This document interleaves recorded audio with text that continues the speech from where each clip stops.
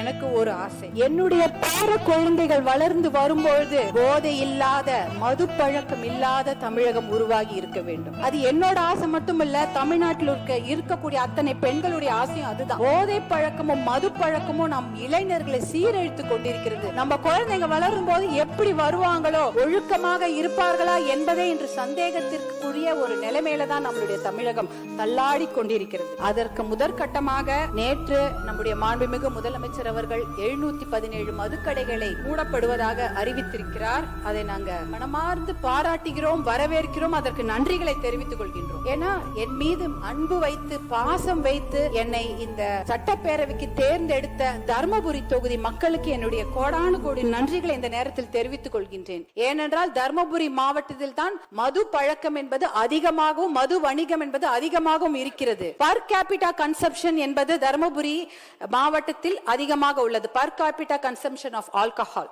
அதாவது மது பழக்கம், தனி மனிதருடைய மது பழக்கம் அதிகமாக இருக்கும் மாவட்டம் எது என்றால் அது தர்மபுரி மாவட்டம். அப்படிப்பட்ட அந்த நிலையில் முதற்கட்டமாக நீங்கள் 717 மதுக்கடைகளை மூட உத்தரவிட்டிருப்பது அது மிகப்பெரிய ஒரு விஷயம். அது பெண்கள் எல்லாரும் அனைவரும் வரவேற்கிறார்கள்.